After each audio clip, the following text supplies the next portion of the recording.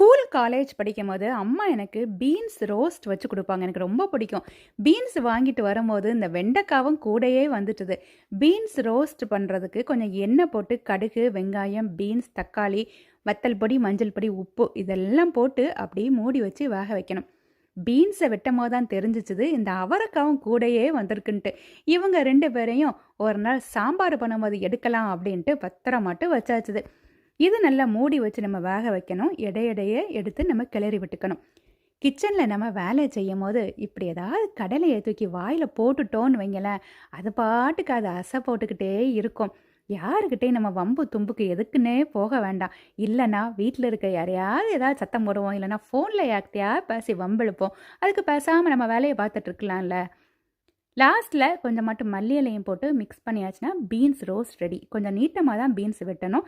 இது தயிர் சாதத்துக்கு சூப்பராட்டு இருக்கும்.